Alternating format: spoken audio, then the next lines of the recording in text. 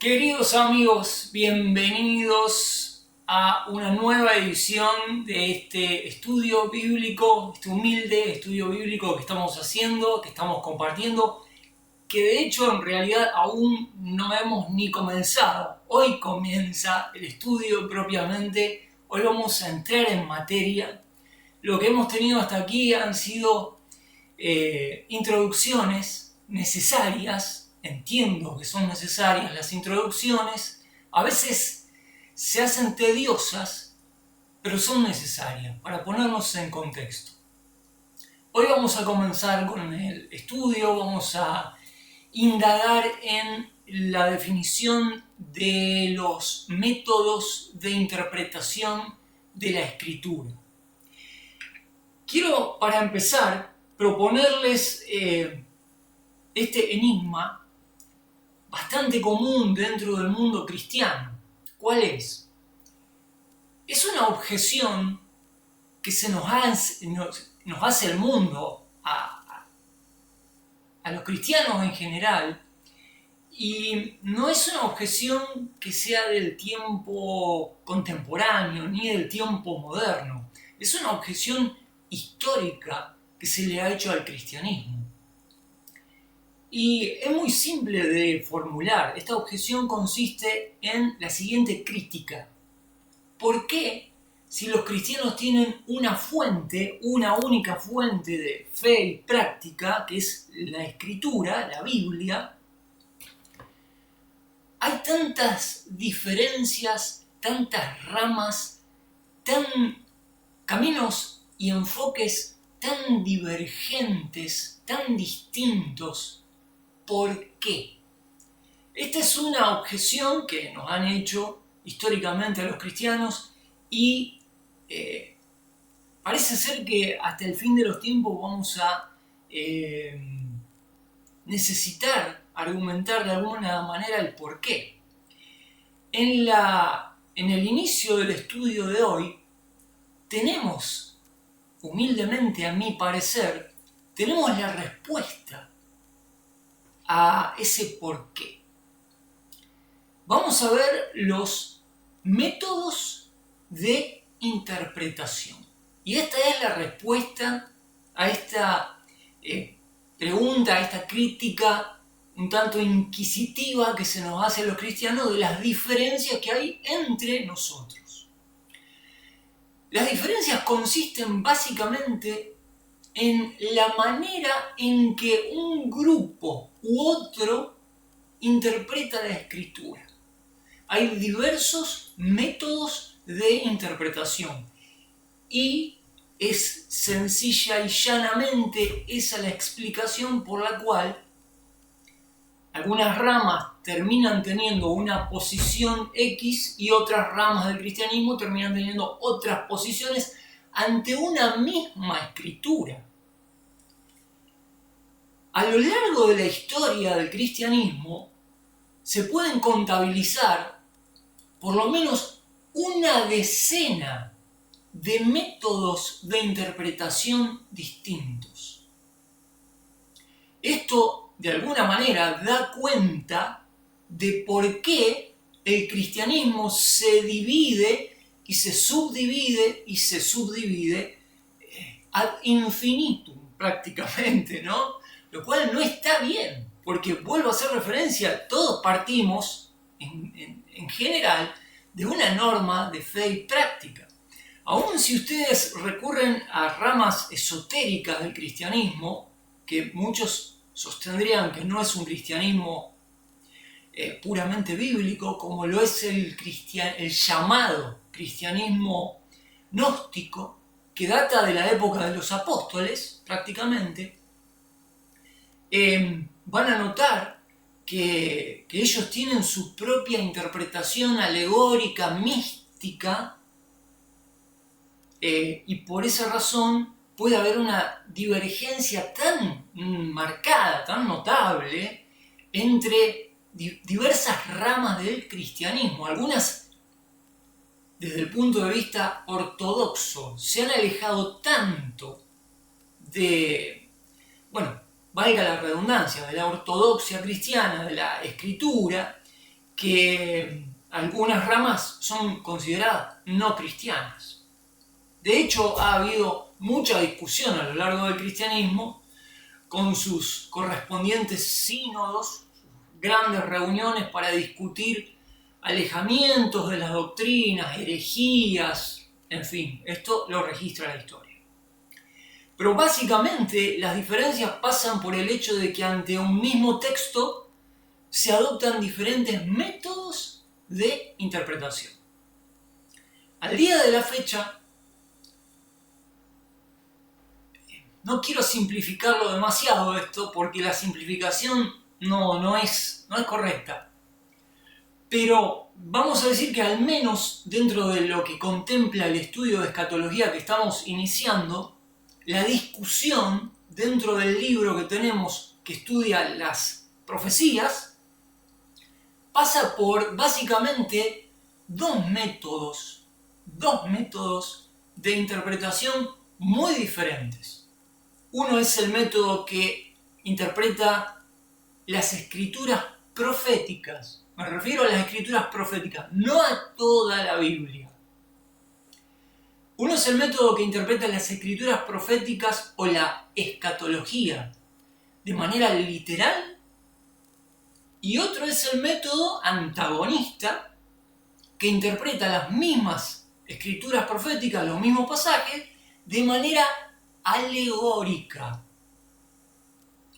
Ahora bien, uno diría, bueno, esto dos métodos determinan dos escuelas. Básicamente sí. No obstante, antes de comenzar, quiero hacer una aclaración. El método literal determina la escuela denominada premilenialista y el método alegórico determina dos escuelas. Una que es la postmilenialista, ahora vamos a ver una definición, y también la escuela amilenialista, un poco, digamos, estas palabritas que están antes de milenialista determinan las escuelas, ¿no? Premilenialista, postmilenialista y amilenialista. La palabra A antes de milenialista es una negación del milenio de alguna manera, ¿no? Como quien vamos al ejemplo de ateísmo. Están las religiones teístas que creen en Dios, están las religiones deístas incluso, ¿no? Que es algo más ambiguo, y está lo que se denomina el ateísmo. Bueno, existe también el amilenialismo, que es una corriente cristiana que no cree que exista en la escritura un periodo literal en el cual se va a establecer el reino de Dios en la tierra. Tengo unas diapositivas aquí para mostrarles las definiciones de estas escuelas. Voy a empezar por el postmilenialismo y vamos a ver qué dice la definición. La definición de postmilenialismo es: el reino de Dios está siendo, en la actualidad, ¿no?, extendido en el mundo por la predicación del Evangelio, y este será finalmente, en algún punto incierto, cristianizado. El retorno de Cristo ocurrirá al final de un periodo de justicia y paz llamado milenio. Luego ocurrirá la segunda venida de Cristo, seguida por la resurrección general, el juicio final y la entrada al cielo e infierno. Esta es una definición bastante básica para no complicarnos. A esta definición se van a ir agregando más cuestiones a medida que vayamos avanzando en el estudio, pero básicamente el postmilenialismo nos dice que los relatos de la Escritura en cuanto a un reinado de Cristo no son literales. No son ciertamente objetivos, tangibles. Quiere decir que en algún momento, literalmente, físicamente, Jesucristo va a irrumpir en la escena de la historia, va a descender y va a poner orden, de alguna manera, en el mundo y establecer su reino. Este postmilenialismo cree que, al contrario, sería tarea de los cristianos evangelizar el mundo, cristianizarlo, y como consecuencia de ese largo proceso, que incluso podría llevar más de un milenio, porque los postmilenialistas creen que este milenio es una alusión a un periodo simbólico de tiempo que es muy extenso y en el que teóricamente el cristianismo debería de a poco ir cristianizando el mundo. Bueno, esta posición no cree que Cristo vuelva a la tierra y ponga orden y establezca el reino, sino todo lo contrario, que sería un esfuerzo del cristianismo lograr esto, sería, es más, una condición para que Cristo regrese a la tierra. La condición sería que el cristianismo logre cristianizar al mundo. Esa es la posición del postmilenialismo. El postmilenialismo dice que Cristo viene después de ese periodo postmilenial. Por ende, no acepta el tratamiento de las escrituras proféticas literalmente. Paso a la otra escuela. El amilenialismo. El amilenialismo es el punto de vista que afirma que no habrá milenio antes del fin del mundo. Hasta el final habrá un desarrollo paralelo del bien y del mal, del reino de Dios y del de Satanás. Aclaro que la Biblia habla de que Satanás controla el sistema, controla este sistema presente del mundo. Entonces, después de la segunda venida de Cristo, al final del mundo, habrá una resurrección general, un juicio general de todas las personas. Bien, esta es otra posición, el amilenialismo. Interpreta la escritura profética de manera alegórica, lo mismo que el postmilenialismo. Ninguna de estas dos escuelas creen en el sentido literal de las promesas de Jesucristo de volver y poner orden en el mundo. Y finalmente tenemos la otra escuela que es el premilenialismo. El premilenialismo es el punto de vista que mantiene que la segunda venida de Cristo ocurrirá, atención acá, esta es la diferencia, antes del milenio. Y verá el establecimiento del reino de Cristo en esta tierra por 1000 años literales. También habrá ocasiones en que se efectuarán resurrecciones y juicios. La eternidad comenzará cuando se concluyan los 1000 años. El premilenialismo, en el premilenialismo hay diferentes puntos de vista respecto al rapto, o también denominado arrebatamiento de los creyentes. Como pueden ver, a simple vista, probablemente la escuela más compleja es la premilenialista, esta última que veíamos, que habla de un orden de resurrecciones de diferentes grupos, de un Cristo irrumpiendo el orden histórico normal que vemos desenvolviéndose en la actualidad, y estableciendo Jesucristo su reino. Esto hay que decirlo, hay que aclararlo. El premilenialismo, quienes creen que Cristo vendrá antes de establecer el reino y no que vendrá como consecuencia de que el cristianismo haya pacificado el mundo, el premilenialismo cree que Cristo irrumpirá en la escena histórica de una manera vertical. Esto se ve reflejado en muchas escrituras en las cuales se hace alusión a la paciencia de Dios hasta el colmo del pecado de la humanidad.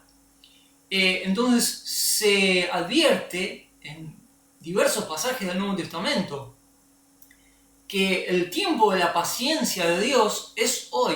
Quiere decir, hasta cuando Él irrumpa en la escena histórica. Dicho esto, más o menos como para que tengan una noción de estas tres escuelas, me gustaría entonces entrar en el texto. ¿Por qué hago esta aclaración de antemano? Porque vamos a ver de entrada que se empiezan a utilizar estas tres categorías. Los premilenialistas, que creen que Jesucristo va a llegar en cualquier momento, que su venida es inminente. Los postmilenialistas que dicen, no, Cristo no va a venir hasta que el mundo mejore. Y los amilenialistas que dicen, no, olvídense, no hay milenio, esto va a seguir siempre así, hasta que en algún momento que nadie sabe, Dios va a juzgar. Van a ver estos tres grupos, se va a hacer referencia en la lectura del texto que voy a darles, se van a hacer referencia, entonces quería que tuvieran una noción de estos conceptos antes de entrar y crudamente nombrar estos grupos sin tener una previa definición. Voy a ir al texto donde estamos estudiando y antes de empezar me gustaría hacer una pequeña advertencia. Estamos aquí donde prácticamente habíamos dejado en la clase anterior. Quería decirles, para que no se lleven una fea impresión de lo que va a ser esta introducción, traten de no leer el texto mientras están. Me imagino que algunos están ansiosos de empezar. Paciencia, amigos, paciencia. Escuchen lo que les voy a decir porque es importante. No me gustaría que se lleven una mala impresión de lo que va a ser esta introducción. Son dos páginas en las cuales vamos a entrar y van a ver, vieron que en el boxeo hay un concepto que es el primer round, es el round de prueba, es el round que le llaman el test round, que es el round en el cual los contrincantes se miden, se prueban, piensan en la estrategia, calibran la potencia, etc., ¿no? Bueno, a veces ese test round no resulta. A veces en el primer round los contrincantes se dan con toda. Bueno, esto es más o menos así. Este sería como un primer round en el cual se establecen, ¿no? Las diferencias, se delimitan los terrenos. ¿Y por qué digo esto? Porque en la lectura va a parecer como que entramos directamente en una lucha muy cruda, ¿no? Una lucha muy cruda. Yo trato de evitar las luchas. A mí no me gusta la pelea, la lucha, el debate en el peor de los sentidos, ¿no? Es que no hay otro tipo de debate concebible para mucha gente que no sea algo violento. Debatir bien es algo excelente, pero es una cosa rara, es una excepción a la norma del debate, el buen debate, el debate respetuoso. Este libro trata de establecer un debate respetuoso, pero un debate respetuoso entre los que creen que Cristo va a venir en cualquier momento y los que dicen que Cristo no va a venir hasta que el mundo haya logrado aprender la lección del Evangelio. Bueno, para esto ambos van a usar un método de interpretación para demostrar, ¿no?, quién cree tener la razón. Nosotros somos los jueces que venimos acá a examinar una posición y la otra y ver cuál tiene más coherencia. ¿Cuál tiene más coherencia? ¿Cuál cierra más con la Biblia? ¿Y cuál cierra más también con el sentido común, con el mundo, en las circunstancias en las cuales éste está marchando, ¿no? Y no de ahora? Vamos a tratar de hacer a lo largo de este estudio un análisis de los últimos 120 años de historia. Va a ser necesario. Entonces me gustaría que estén advertidos de que vamos a entrar en un debate bastante acalorado. Entonces voy a dar lectura. Tenemos aquí, estoy haciendo el scroll de la página, en el libro Eventos del Porvenir del Dr. Dwight Pentecost. Él adopta la posición premilenialista. Él cree que Cristo, la venida de Cristo es inminente por su iglesia, que Cristo vendrá por los suyos, los sacará del planeta, del mundo, y esto no sería la primera vez que pasa, que Dios retira personas de la tierra. Esto pasó con Enoc en el libro de Génesis, pasó con Elías en el Antiguo Testamento, pasó parcialmente con Felipe, que fue arrebatado de un lugar y trasladado a otro en un cerrar y abrir de ojos, como a 40 kilómetros de distancia. Y la Biblia prevé que este método de extracción se va a repetir una vez más antes que Dios traiga el juicio de este sistema. Por lo cual el Dr. Pentecost dice, él interpreta que las escrituras que hablan del arrebatamiento, y esto es muy explícito en la Biblia, es muy difícil omitir semejantes pasajes del rapto de los creyentes. El Dr. Pentecost asume que los creyentes van a ser raptados antes del periodo de juicio y que Dios va a traer un juicio sobre la tierra y que inmediatamente después del juicio Cristo establecerá su reino en la tierra, que durará inicialmente 1000 años y después eternamente. Entonces, aclaro esto, lo dije creo un poquito el programa anterior, lo aclaro para que entiendan qué posición asume el autor del libro. No obstante, él va a abrir el debate y va a examinar la otra escuela, la que dice, no, Cristo no va a venir hasta que el mundo haya triunfado. Entonces, va a haber una discusión. Comienzo. Capítulo 1, métodos de interpretación. Introducción. Ninguna cuestión que enfrente el estudiante de escatología es más importante que la cuestión del método que debe ser empleado en la interpretación de las escrituras proféticas. Escatología, escrituras proféticas. Es una palabra rara, escatología. Asociémosla con escrituras proféticas. Hay algunas escrituras proféticas que ya se cumplieron, pero hay otras que aún no se cumplieron y son esas de las cuales se encarga la escatología. La adopción de los diferentes métodos de interpretación ha producido varias posiciones y explicaciones escatológicas de los aspectos divergentes dentro del sistema que confronta el estudiante de las profecías, ¿no? Los diferentes métodos suponen diferentes interpretaciones y diferentes posiciones. Las diferencias básicas entre la escuela premilenaria y amilenaria, por ejemplo, y entre los partidarios del arrebatamiento de los creyentes antes de la tribulación y los contrarios, son de hermenéutica. Ahora vamos a explicar qué significa hermenéutica. Es la interpretación que busca dar una aplicación práctica. Esto es la hermenéutica, ¿no? ¿Cuál es el significado práctico de la enseñanza de la Biblia? De esto se ocupa la hermenéutica.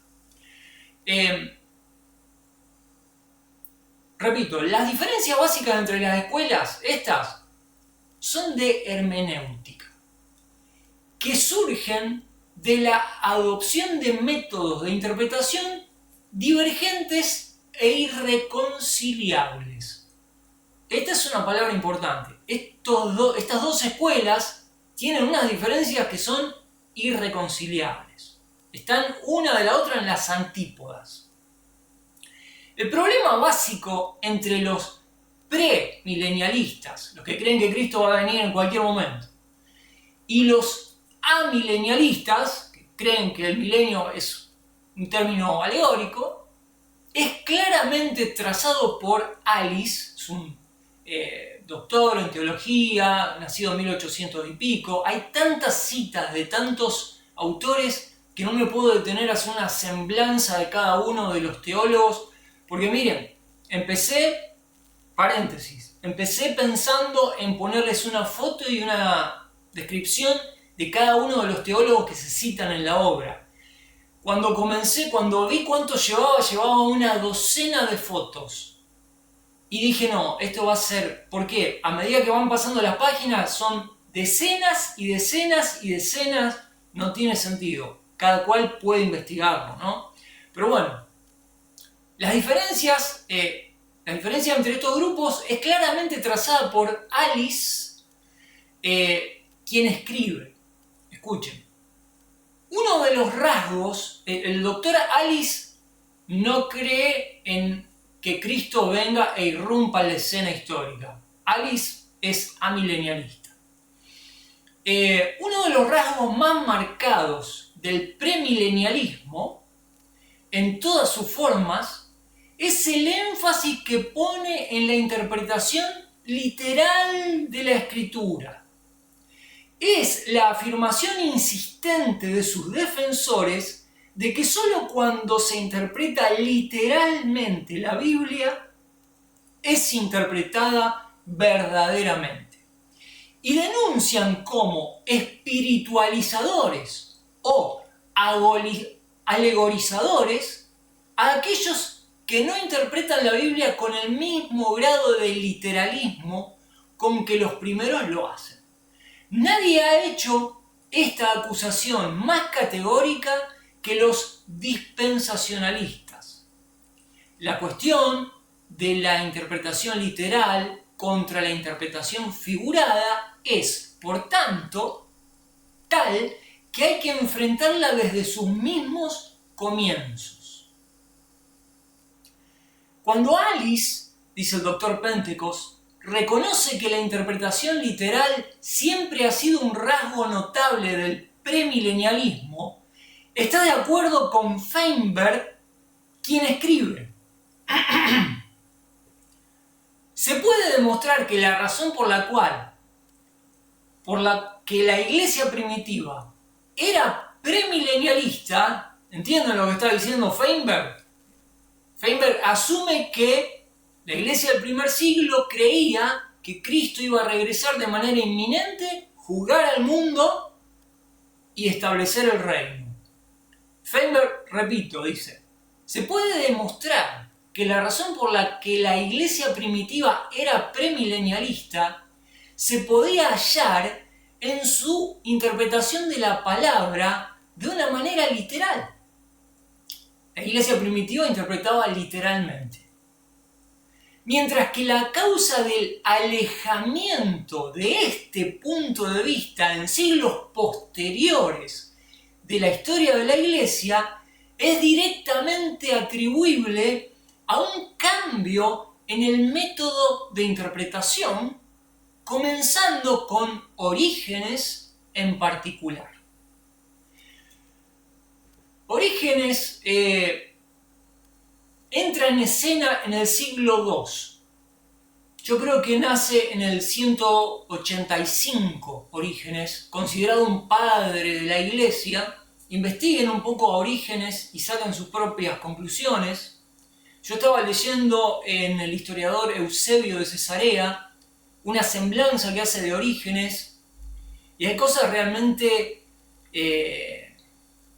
increíbles que se relatan de Orígenes. Me viene una a la mente. Primero, Orígenes es considerado un hombre, un místico, un asceta, uno que buscaba purificar el espíritu y el alma por medio de las cuestiones rituales, ¿no? Un asceta. Clásico de la época del gnosticismo que invadía ya en el primer y en el segundo siglo la iglesia cristiana. El gnosticismo era una corriente filosófico-religiosa de origen probablemente griego, que contaminó mucho la doctrina cristiana y motivó a los apóstoles a hacer grandes defensas de la doctrina. Particularmente fue el apóstol Pedro, que escribió 2 epístolas dedicadas a combatir el gnosticismo, y el apóstol Juan, en Primera de Juan, haciendo una defensa a ultranza de la influencia que el gnosticismo había introducido en la joven iglesia primitiva, ¿no? Orígenes era muy adepto, muy volcado, muy amigo de toda esta cuestión mística de aquel primer y segundo siglo. Orígenes hace una influencia tan grande en la manera de interpretar los textos, y la inclinación, la perspectiva que le da Orígenes es tan fuerte y tan grande, y a la vez es tan diferente lo que propone Orígenes en el siglo II sobre la interpretación de la escritura, que casi todos los historiadores serios marcan en Orígenes un cambio de paradigma en cuanto a cómo interpretaba la iglesia primitiva y cómo interpretó después de Orígenes. Orígenes no es santo de mi devoción, pueden leer, investigar acerca de Orígenes. Hay un libro de Eusebio de Cesarea, les decía recién, que narra cómo, por ejemplo, estaba de moda entre algunos ascetas, como Orígenes, la idea del martirio. Ellos deseaban morir como mártires. Es un cuadro que había que estudiarse psiquiátricamente, diría yo, no psicológica, sino psiquiátricamente, porque ellos buscaban el suicidio, buscaban morir como mártires. Estaba bien visto por algunos ascetas que consideraban, como él, que si podían morir en una llama de fuego de tormento, sus pecados serían purificados y toda esa cuestión, ¿no? Imagínense. Esta influencia venía por el gnosticismo y el ascetismo, no por la doctrina cristiana. Narra Eusebio de Cesarea, para que tengan una idea de quién era Orígenes, de que los siervos y la familia de Orígenes debió esconder las ropas, la vestimenta de Orígenes, y dejarlo semidesnudo adentro de la casa, para que no pudiera salir a acometer su propósito, que era salir a infatuar o a provocar a las autoridades por medio de un discurso religioso, para ser arrestado, ser llevado y ser ejecutado como mártir. Para disuadirlo de esto, esta idea que tenía Orígenes, la familia dijo: vamos a esconderle la pilcha a este loco, porque si no se nos va a ir a matar en la primera de cambio. Y estuvieron años, según Eusebio de Cesarea, manejándolo así, hasta que se ve que se le pasó un poquito la fiebre del martirio. Este es Orígenes, como para que tengan en cuenta, cuando Feinberg dice acá que Orígenes tenía ideas bastante radicales y empezó no solamente a influenciar la iglesia primitiva de esa manera, sino a interpretar la escritura de una manera que hasta el momento nadie había interpretado. Ténganlo en cuenta.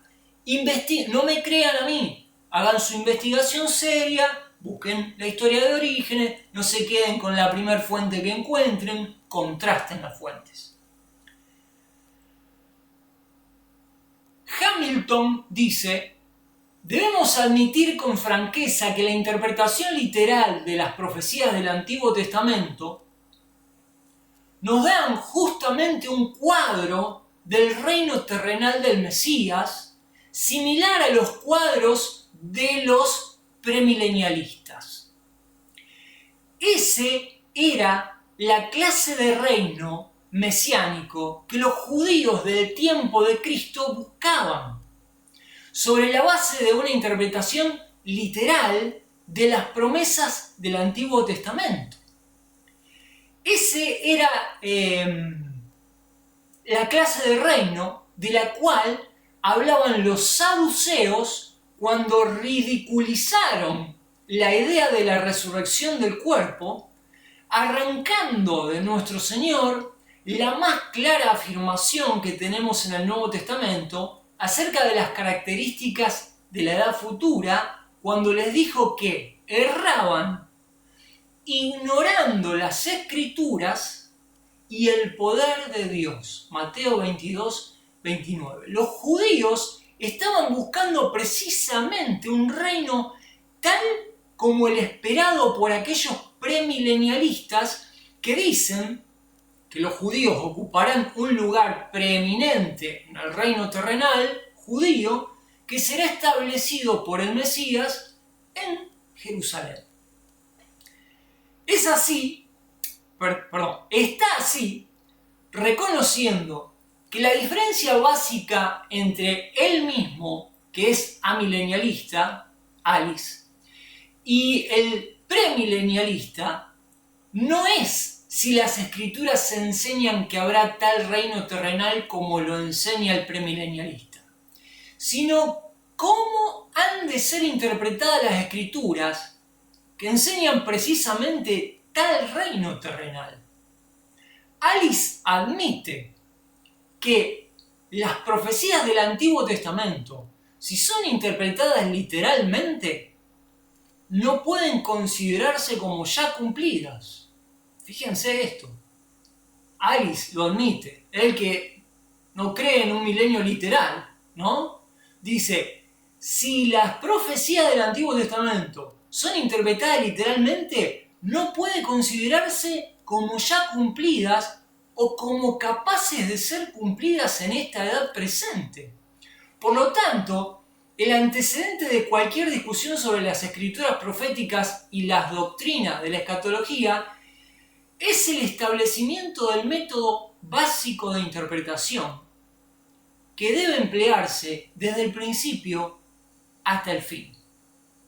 Esto ha sido bien advertido por Peters, quien escribe: la cuestión de si las profecías del Antiguo Testamento concernientes al pueblo de Dios deben ser interpretadas en su sentido ordinario, como son interpretadas otras escrituras. Noten que acá el sentido literal de la interpretación de la escritura es llamado un sentido ordinario, común de interpretar una escritura, un texto, ¿no? Si deben ser interpretadas en su sentido ordinario, como son interpretadas otras escrituras, o pueden aplicarse debidamente a la iglesia cristiana, se denomina la cuestión de la espiritualización de la profecía. Ahora vamos a aclarar. Este es uno de los mayores problemas de la interpretación bíblica y hace frente a todo aquel que hace un estudio serio de la palabra de Dios. Es una de las principales claves en la diferencia de opinión entre premilenialistas y la mayoría de eruditos cristianos. Los primeros rechazan tal espiritualización, los últimos la emplean. Y mientras no haya un acuerdo sobre este punto, el debate será interminable y sin fruto. Acá se establecen las posiciones claramente, ¿no? Vamos terminando para llegar al método alegórico. Esto ya les dije al principio, es denso, estos párrafos iniciales, se están delimitando los terrenos, ¿no? Los que no creen en la profecía literal, los que creen en la profecía literal, a dónde lo lleva uno, a dónde van los otros. Y tocamos estos dos párrafos y entramos en el método alegórico. ¿Qué es? ¿En qué consiste y qué riesgos tiene el texto sagrado cuando se lo interpreta de manera alegórica? Bien, terminemos con esto. El problema. Si Rutgers está en lo correcto cuando dice del premilenialista: considero su interpretación de la escritura como un error fundamental. y si la reconocida diferencia entre el premilenialismo y el amilenialismo descansa sobre la proposición básica del método que debe usarse para interpretar las escrituras, el problema fundamental que debe estudiarse desde el principio de cualquier consideración de la escatología es aquel de la hermenéutica de la profecía. ¿Cómo se interpretan las profecías? ¿Bajo qué método? El propósito de este estudio, si quieren resaltar, remarcar, anotar, este es el propósito del libro. Acá, para recordarles, 450 páginas en esta frase del Dr. Pentecost dice el propósito por el cual escribió este libro. El propósito de este estudio es examinar los importantes métodos actualmente definidos como apropiados para interpretar la escritura, de tal manera que podamos tener un entendimiento claro de la diferencia entre los métodos. Estudiar la historia de la doctrina y así poder seguirle la pista a los métodos divergentes hasta su origen y bosquejar las reglas que deben usarse en la interpretación de tal modo que podamos aplicar correctamente el método establecido. Pentecost dice, miren muchachos, es muy fácil, vamos a analizar los dos métodos y vamos a ver cuál método es el más adecuado para interpretar las profecías futuras, las profecías no cumplidas, la escatología. Usted que está escuchando esto y que probablemente tiene alguna posición ya tomada, es importante que se dé la chance, vamos a decir, de hacer este estudio de manera seria, de darle a este estudio el beneficio de la duda, como se dice, y decir, bueno, vamos a ver de manera exhaustiva una diferencia marcada entre las dos escuelas, vamos a analizarlas. ¿Y por qué digo esto? Porque, en definitiva, cada uno que está frente a la escritura tendrá que determinar. Triste sería dejarse llevar por lo que dice fulano, por lo que dice mengano. No es así, al menos, como la escritura recomienda que los cristianos crezcan, ¿no? Siguiendo modas o personas, no. Hay que seguir el estudio de la escritura.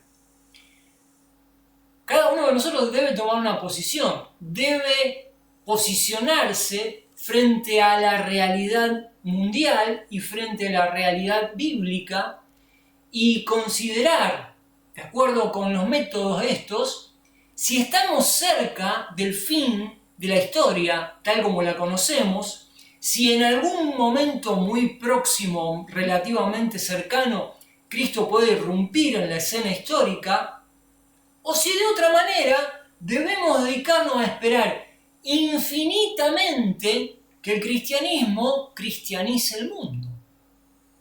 Ante dos proposiciones tan distintas como esta, yo creo que sería importante tomarse muy en serio este estudio. B. Importancia del estudio. La necesidad primordial de un sistema de interpretación, de hermenéutica, es la de determinar el significado de la palabra de Dios. Hay que saber qué significa la Biblia cuando habla de las profecías. Hay que determinar el significado, qué significan los pasajes. A ver, Apocalipsis capítulo 20. Desde el versículo 2 al versículo 7 aparece 6 veces la expresión 1000 años. Pongan pausa si quieren, busquen su Biblia, lean Apocalipsis 20, 1 al 7 y van a ver que la expresión 1000 años aparece 6 veces en los primeros 7 versículos. Es importante, es notable. Esos 1000 años ¿Cómo deben interpretarse? Es importante. Hay que determinar el significado de la palabra de Dios. Es obvio que puntos de vista tan divergentes tales como el premilenialismo y el amilenialismo, el arrebatamiento antes de la tribulación y el mismo después de ella, no pueden ser todos correctos. No pueden ser correctos. Unos dicen que el rapto va a ser cuando venga Cristo por los suyos, otros dicen que el rapto va a ser después, cuando los cristianos pasen por la gran tribulación, otros dicen que al final de la gran tribulación. No pueden ser todos correctos, no hay lugar para esto. Es obvio que estos puntos de vista tan divergentes no pueden ser todos correctos, puesto que el intérprete no está manejando un libro de origen humano, sino la palabra de Dios, tiene que estar provisto de un método preciso de interpretación. De lo contrario, el error será el resultado necesario de su estudio. El hecho de que el hecho de que la palabra de Dios no pueda ser correctamente interpretada, aparte de un método correcto y reglas auténticas de interpretación, da al estudio una importancia suprema. Porque es verdad. Nadie quiere ser parte de una secta, ¿no? ¿Alguien está buscando ser parte de una secta? No. El sentido común te dice, no. Es más, está en nuestro ser, parte inherente de nuestro ser, buscar la verdad. Es la norma general en toda la humanidad, buscar una verdad trascendente y suprema. Ok, debemos entender una cosa. Sin un método adecuado para interpretar la Escritura, vamos a estar incurriendo en un error.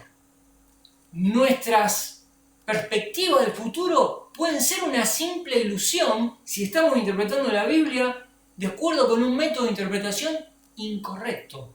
De ahí que determinar el método de interpretación que vamos a usar para leer la Escritura la importancia es suprema de establecer este método.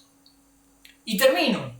Mientras muchos métodos diversos de interpretación de las Escrituras han sido propuestos durante el curso de la historia de la interpretación,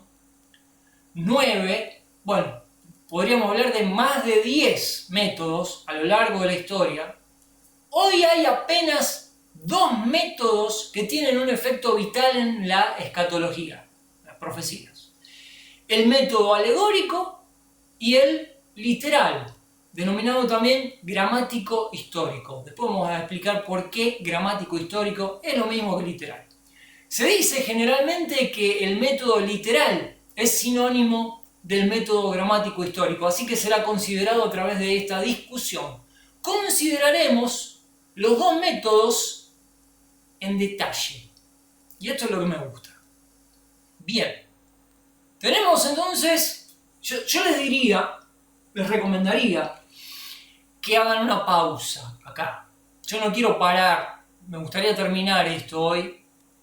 Vamos a leer el método alegórico. Es rápido, es dinámico, es distinto. Ya acá no hay tanto enrosque, tanta bronca. No hay tanto debate, no es tan picante la cuestión y de los dimes y diretes.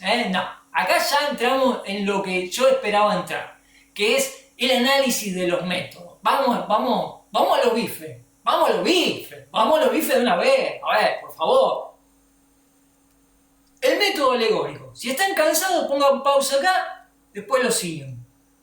La introducción fue un poco densa, les pido disculpas. Es lo que hay. ¿Qué quieren que haga? Que haga magia, que puedo poner un arcoíris acá atrás si quieren, con unos caballitos, con unos ponis, con unos unicornios, no sé.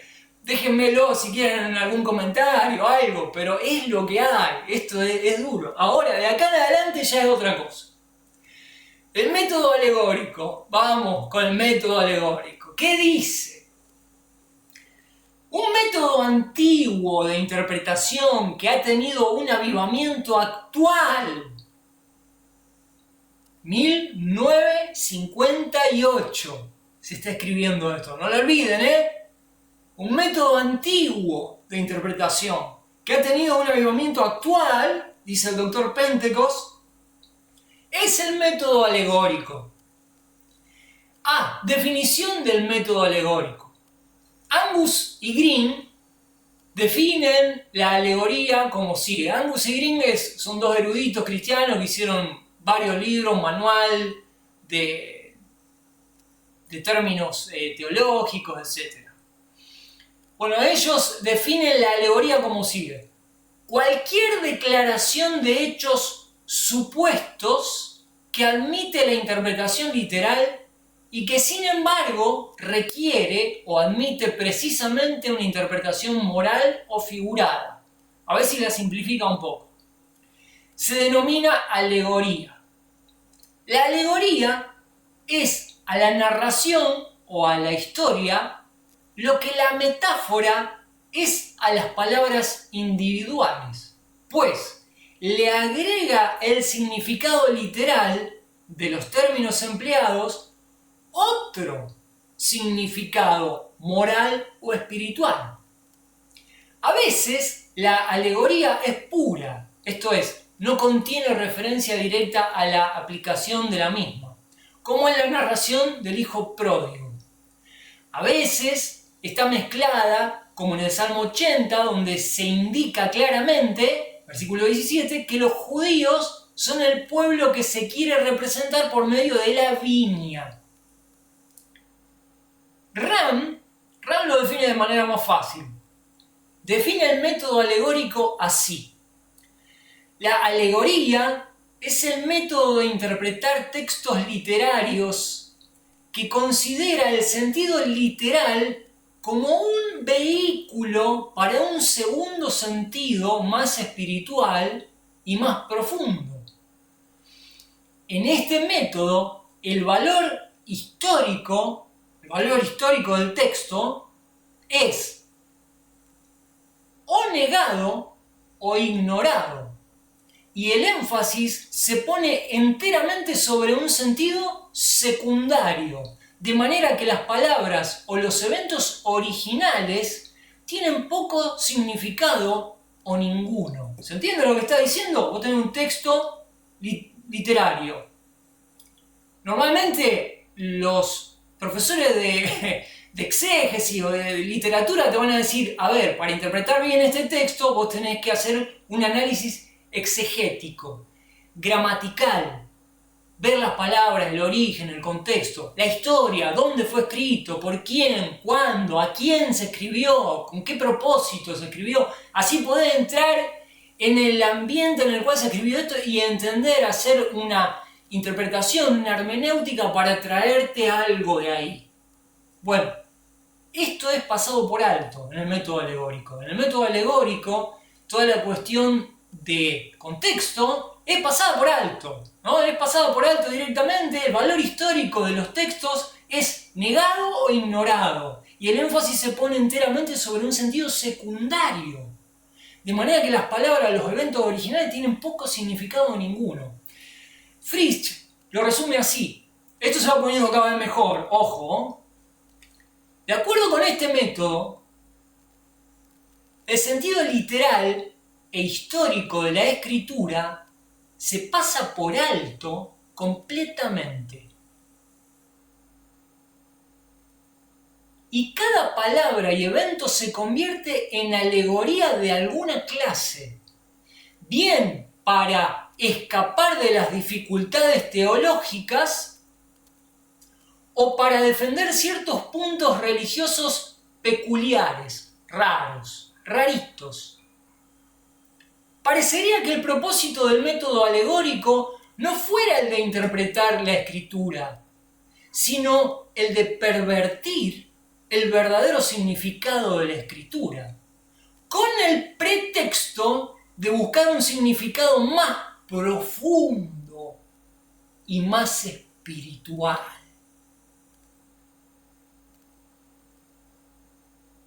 Yo diría que si alguien está aburrido y cansado de siempre la misma cosa, de encontrarle siempre el mismo sentido a las escrituras de siempre, que cambie de cristianismo.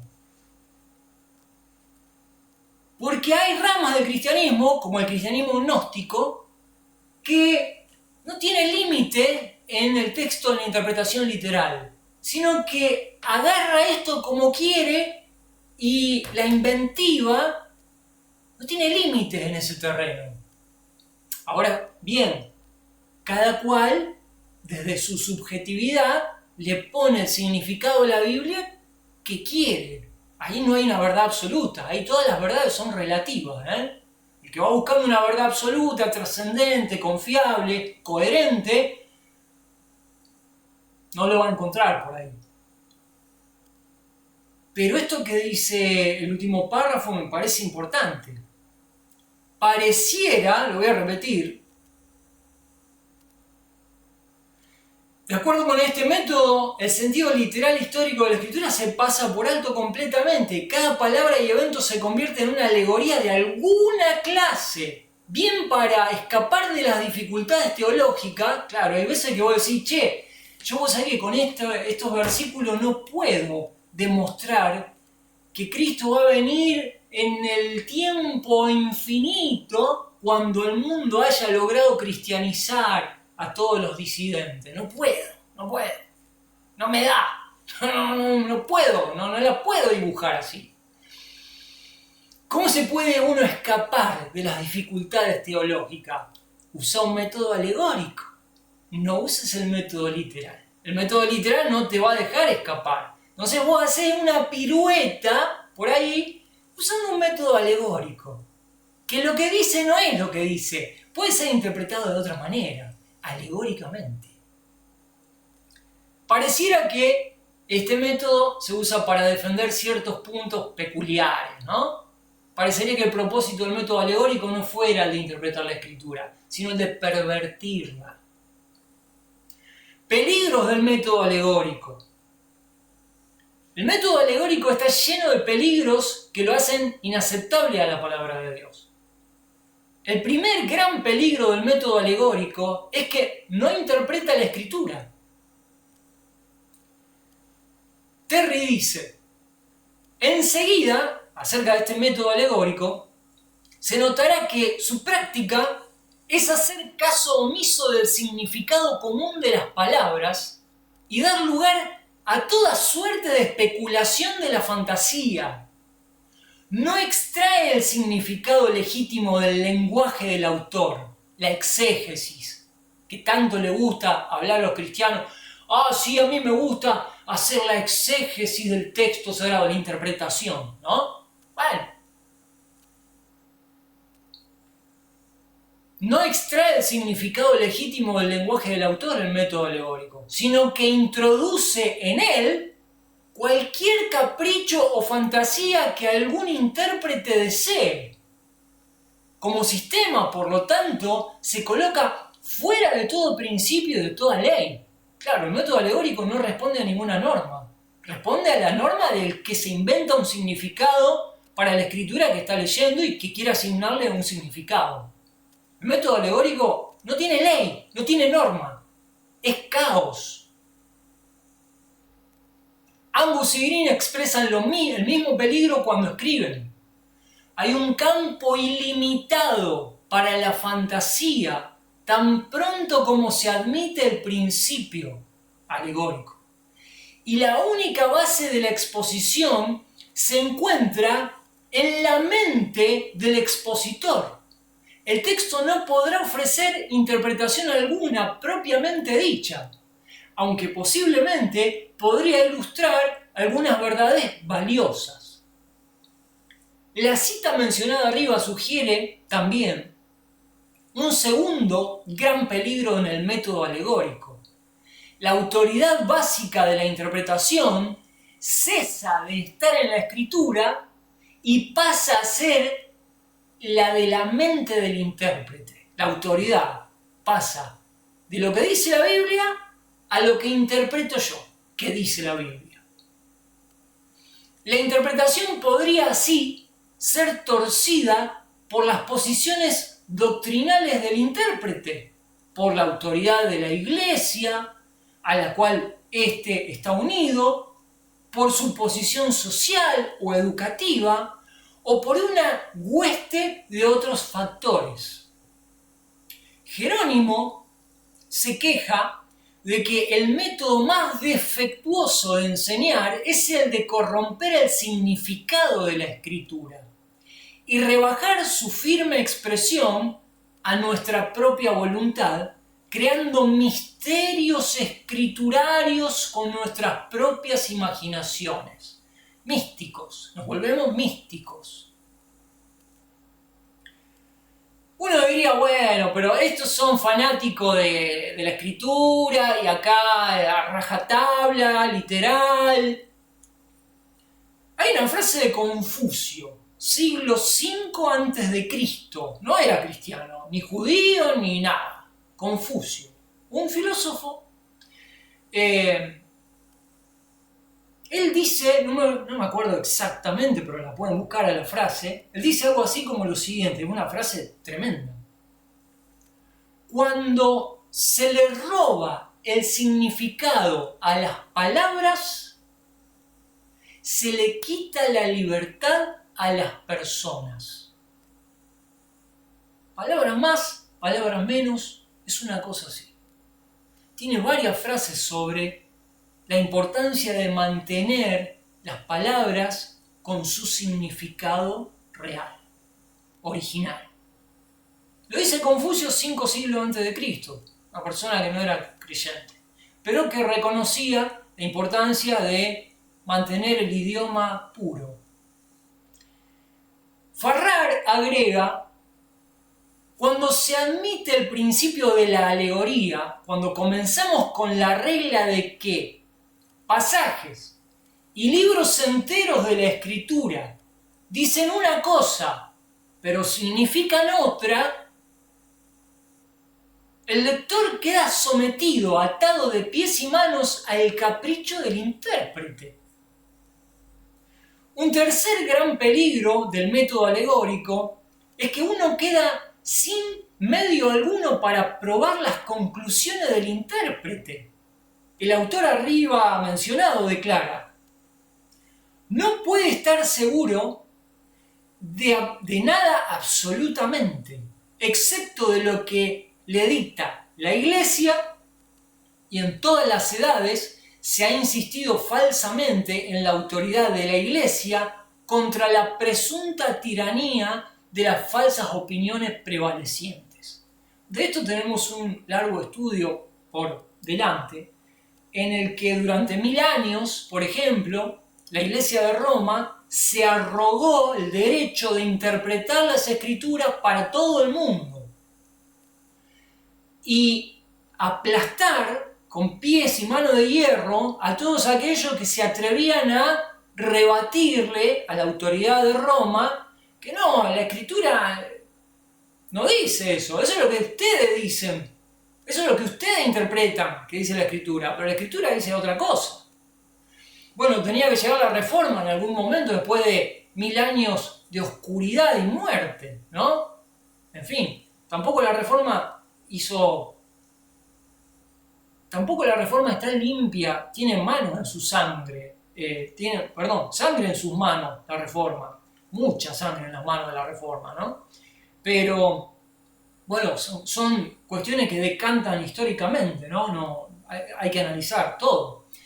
Pero esta es una cuestión. Ram agrega: declarar que el significado principal de la Biblia es un significado de segundo sentido, esto es terrible. Esto es terrible. Declarar que el significado principal de la Biblia es un significado de segundo sentido y que el método principal de interpretación es la espiritualización, es abrir la puerta a la especulación y a la imaginación casi incontrolable. Por esta razón hemos insistido en que el control de la interpretación es el método literal. ¿Por qué? Porque cada palabra tiene ya su significado. Si le empezamos a cambiar significado a las palabras, o mejor dicho, si un significado secundario de una palabra es más importante que el significado principal de la palabra, no tenemos más norma. Cuando vos buscás en la Real Academia Española la definición de una palabra, te dice primera acepción, significado principal. Primera acepción. Vieron que hay una lista de significados. Los primeros son los fundamentales. Los segundos son de segundo orden o de segundo sentido. No podemos invertir esa lista. Porque gramaticalmente hay leyes que debemos respetar.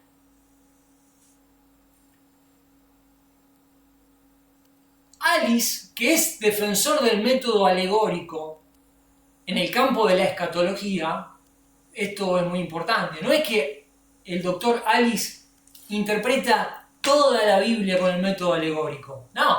Cuando Alice habla de Jesucristo, de las parábolas de Jesús o de, mejor dicho, de la doctrina de la salvación en el libro de Romanos, capítulo 5, cosas muy técnicas que se enseñan, Alice no usa el método alegórico, usa el método literal. Porque es la manera, claro, no te vas a incinerar como teólogo y a rifar tu reputación interpretando la doctrina de la salvación en Romanos 5 de manera alegórica las palabras, ¿no? Porque son términos técnicos. Ahí Alice no es tonto. Usa el método literal. Para interpretar las doctrinas primarias, usa el método literal. Pero cuando va a la escatología, ahí como se pierde y empieza a usar el método alegórico. Entonces bien dice acá, hay que hacer justicia. A ver que me perdí un poquito acá. Alice, que es defensor del método alegórico en el campo de la escatología, admite que estos peligros existen y que ese método de interpretación es usado para pervertir la escritura. Así dice él. Si la interpretación figurada o espiritual de un pasaje dado se justifica o no, depende solamente de si él, el pasaje, da el verdadero significado. Si se usa el método alegórico para quitar de las palabras su significado sencillo y obvio, para sacar de ellas lo que claramente se quiere decir, entonces alegorizar o espiritualizar es un término que bien merece el reproche. Así los grandes peligros inherentes en este sistema están en que quitan la autoridad de la escritura, nos dejan sin base alguna sobre la cual puedan ser probadas las interpretaciones, reducen la escritura a lo que parece ser razonable al intérprete y como resultado hacen imposible la verdadera interpretación de la escritura. Claro, porque no tenés una norma fija. ¿Cómo andamos? ¿Aguantan? Esto es interesante, pero es heavy. Miren, nos queda poquito. ¿Ven que acá dice el método literal? Tenemos que llegar hasta la última conclusión del método alegórico. Aguantemos, aguanten. Y si te cansaste, te tomás un tecito, te tomás un cafecito, te tomás algo y después volvés. Pero no me dejes porque esto es apasionante y te va a ayudar. Vos tenés que clarificarte. Mirá, le voy a hablar a aquellos que no tienen una posición demasiado establecida ya de esto. No hay que ser cobarde. Hay que quedarse hasta las últimas consecuencias. Si uno quiere saber la verdad, uno tiene que seguir hasta las últimas consecuencias. Si uno tiene un compromiso con saber la verdad, tiene que seguir el análisis hasta las últimas consecuencias. No importa lo que eso signifique. Si estamos buscando la verdad, ¿qué importa? Si nos duele un poquito, más, menos, Y aquellos que no entienden todavía qué posición, qué postura van a tomar, escuchen. Escuchen, porque cuando llegue el método literal, a lo mejor no les cierra y se vuelcan al alegórico. Pero escuchen, démosle una chance al conocimiento. Por favor. Bueno, estamos terminando. El uso de la alegoría en el Nuevo Testamento. Para poder justificar el uso del método alegórico, se argumenta con frecuencia que el Nuevo Testamento mismo emplea este método y por lo tanto debe ser un método justificado de interpretación. ¿Cómo es esto? Número 1. En primer lugar, dice el Dr. Pentecost, frecuentemente se hace referencia a Gálatas 4:21 al 31. Si quieren pongan pausa, no voy a tomar tiempo para leer esto, pero ustedes sí pueden, es fácil, poner pausa, buscar 10 versículos son. Gálatas 4:21 al 31. Frecuentemente se hace referencia a este pasaje donde se dice que el mismo Pablo hace uso del método alegórico. Sobre este uso de alegoría, dice Farrar, de las alegorías que en alguna manera se parecen a las de Filón, ya hablaremos de Filón, es el originador del método alegórico, unos años antes de Cristo. Ya hablaremos de Filón, cómo alegorizó toda su historia, es interesantísimo. De las alegorías que en alguna manera se parecen a las de Filón o a la de los padres y los escolásticos, encuentro solo una en el Nuevo Testamento. Gálatas 4:21 al 31. Puede tener la mera intención de un argumento ad hominem, que es una falacia, ¿no? No es en nada esencial el argumento general. Denle un poquito para que se explaye. No tiene ni una partícula de fuerza demostrativa. En todo caso, deja la historia real intacta. Pero cualquiera que sea el punto de vista que tengamos de ella, el uso de tal alegoría, la que hace Pablo ahí en Gálatas, en la epístola de San Pablo, el uso que hace San Pablo, no justifica la aplicación universal del método. Ese es el punto de él. Pablo usó una alegoría una sola vez en sus 13 epístolas. El hecho de que use una alegoría una vez no justifica que nos agarremos del método alegórico para aplicarlo de manera universal a toda la escritura. Esto sería, dice Farrar, esto sería como si las pocas alusiones del Nuevo Testamento al Hagadá era un escrito extrabíblico judío que hacía referencia a la Pascua, al orden en el cual se llevaba adelante el ritual de la Pascua, ¿no? Él dice, esto sería como si las pocas alusiones que hace el Nuevo Testamento a esos escritos, a la Hagalá, nos obliguen a aceptar las acumulaciones de los Midrashim. Los Midrashim eran escritos rabínicos sobre las tradiciones. Quiere decir, se entiende lo que está diciendo, ¿no? O sea, el hecho de que el Nuevo Testamento haga referencia a un escrito extrabíblico no significa que vamos a tener que por eso justificar y comernos todo lo extrabíblico y santificar lo extrabíblico. O como si, da otro ejemplo, como si las pocas citas de los poetas griegos en la Biblia, en el Nuevo Testamento, probaran la autoridad divina de toda la literatura pagana. Tengo por acá, en algún lado tenía acá, algunos ejemplos de los poetas citados en el Nuevo Testamento. Epiménides, citado en Tito 1:12, cuando dice, uno de ellos, su propio profeta, dijo, los cretenses son siempre mentirosos, malas bestias, glotones ociosos. Otro profeta citado en el Nuevo Testamento, Arato, mencionado en Hechos 17:28, porque en él vivimos, nos movemos y existimos, como algunos de vuestros propios poetas han dicho, dice Pablo, porque también nosotros somos linaje suyo. Esa es una frase del poeta Arato.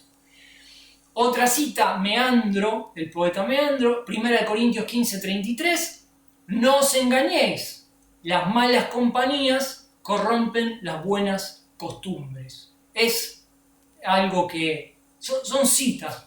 El argumento de Farrar acá dice, a ver, tenemos una alegoría usada por Pablo en una ocasión en el Nuevo Testamento. Si nosotros decimos que eso nos habilita para usar el método de interpretación alegórica en toda la escritura, sería como decir que cada vez que Pablo citó a un poeta, entonces todos los poetas no cristianos están santificados, vengan también que formen parte del canon bíblico, un poco más. Lógicamente no. Gilbert, en la misma vena, concluye, ya que Pablo explicó alegóricamente un evento histórico del Antiguo Testamento, parece probable que él admitiera la posibilidad de explicar el principio de la alegoría en otra parte.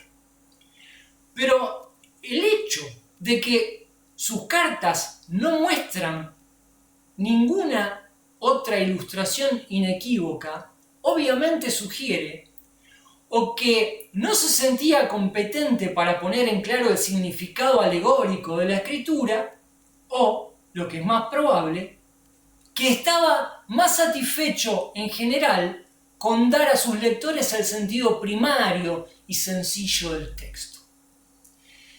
Yo lo diría de esta manera, si uno quisiera interpretar o saber si las historias de la Biblia tienen un sentido alegórico, lo que nos haría falta junto con la Biblia, sería un manual inspirado por Dios con el significado, con un glosario de esas palabras o esa historia en el significado alegórico. La Biblia no viene con un diccionario alegórico. Por lo tanto, nosotros no podemos inventarnos ese diccionario.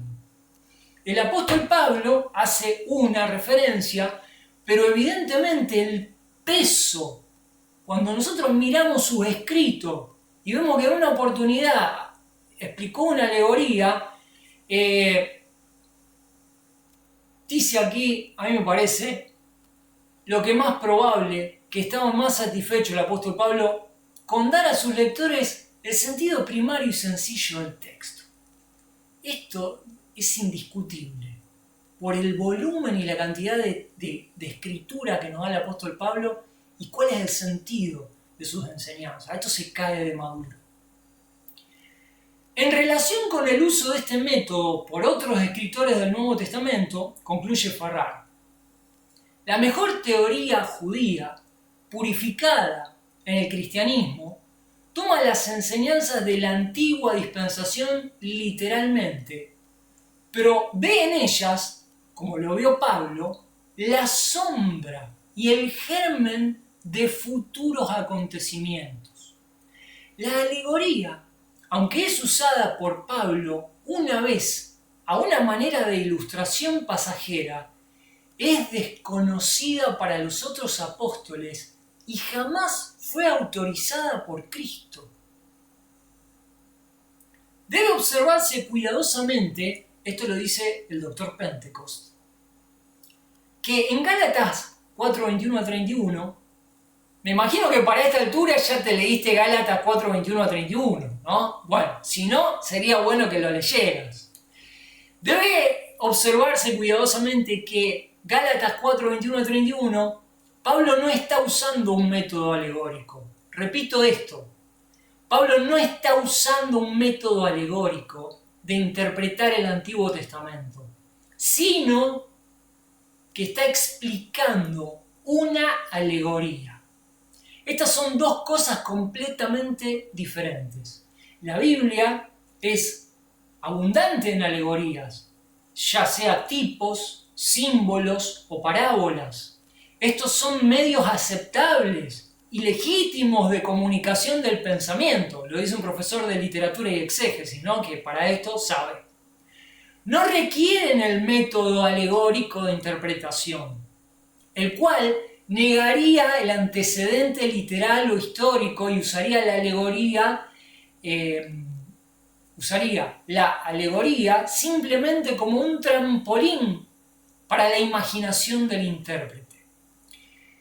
Sí requieren una clase especial de hermenéutica, la cual se considerará más tarde. Más tarde en el estudio, el doctor Pentecos enseña cómo interpretar los tipos, los símbolos, las parábolas, ¿ok? Pero el uso de las alegorías no es una justificación para usar el método alegórico de interpretación.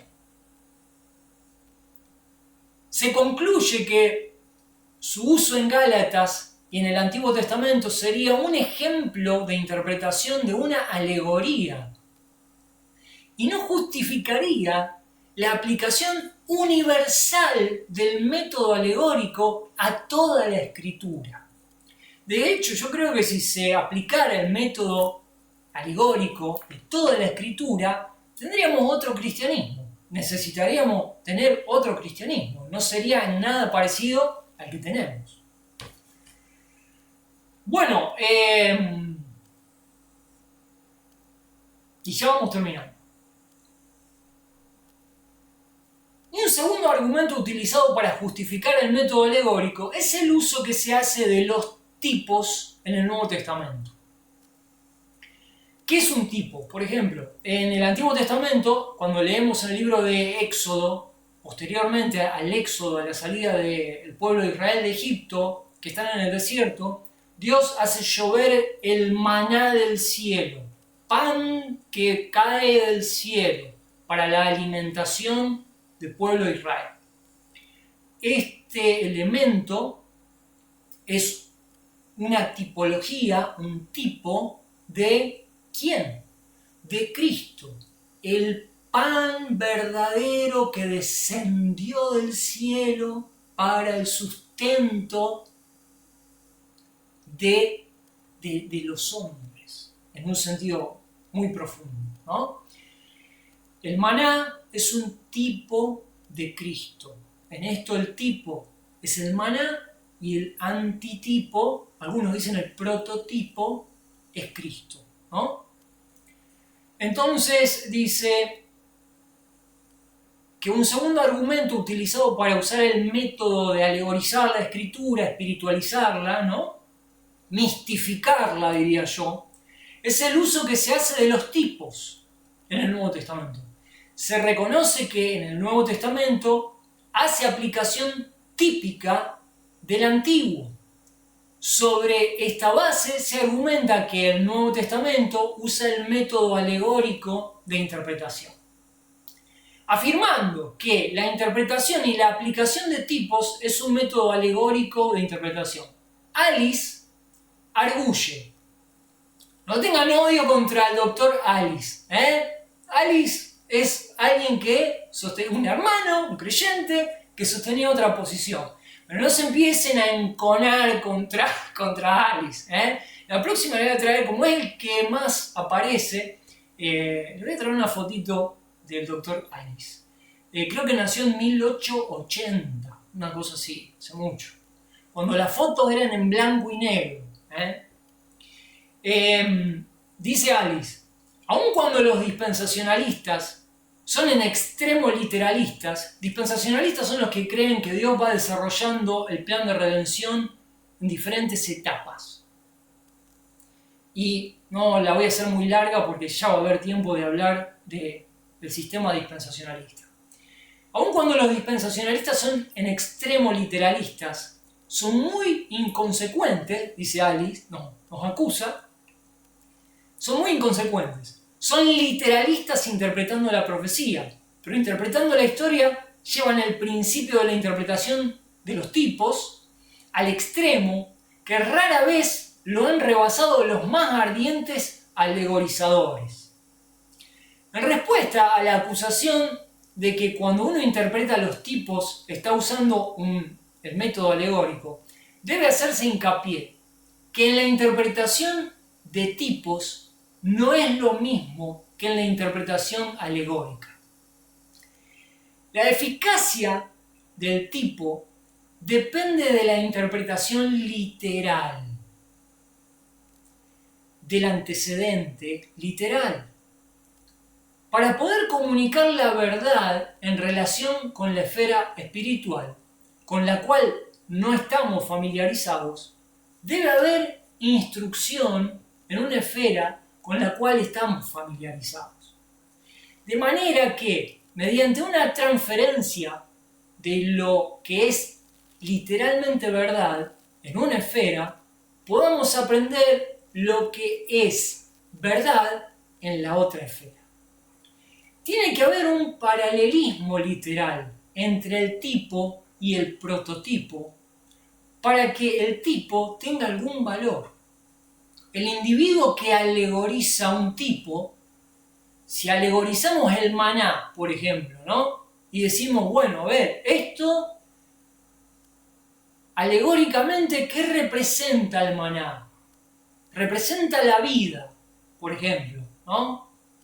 No literalmente algo que sustenta, sino que, bueno, esto era un mito, lo del maná, y era Dios administrando o esparciendo vida sobre su pueblo. Eso así hacen los alegorizadores, ¿no? Bueno, cuando el individuo alegoriza un tipo, un símbolo, jamás llegará a una verdadera interpretación. Tiene que venir el Nuevo Testamento y decirte que no, el maná no representa vida, representa a Jesucristo, que es el que da la vida. Por eso no se puede alegorizar los tipos. Aún los tipos hay que interpretarlos literalmente. La única manera de discernir el significado del tipo es por medio de una transferencia de las ideas literales de la esfera natural a la espiritual. Terminamos. Bien escribe Schaffer. En el estudio de las alegorías de varias clases, es a saber, parábolas, tipos, símbolos, el intérprete debe tener cuidado de no tratar las declaraciones sencillas de la escritura como si demandaran un lenguaje lleno de expresiones figuradas. En otras palabras, no hay que enroscarse con la mística cuando lees la Biblia. No hay que enroscarse. ¿Qué querrá decir acá? Bueno, fíjate lo que dice literalmente la expresión, no vayas tan lejos. Hay un sentido obvio. No es el más importante el místico, indescifrable, el alegórico. Tiene un sentido ahí, te lo está diciendo. Una verdad ya expresada servirá de repetición en este punto. Hay toda la diferencia posible entre interpretar una alegoría de la escritura por una parte y alegorizar una escritura clara por la otra. Repito, hay una inmensa diferencia entre interpretar una alegoría que nos viene en un pasaje de la Biblia, ¿no? Interpretarlo por una parte. Otra cosa es alegorizar la escritura cuando es clara. Es muy diferente. Se concluye, por lo tanto, que el uso escritural de los tipos no justifica el método alegórico de interpretación.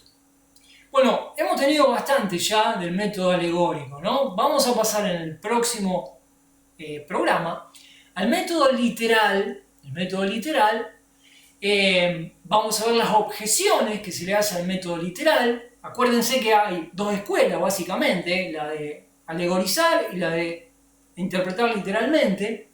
Hay un extremo también que vamos a ver, que es el hiperliteralismo, que es, digamos, ya te pasás de literal, ¿no? Y ya te vas al hiperliteralismo. Hay algunos ejemplos que no voy a entrar porque lo vamos a ver el próximo programa.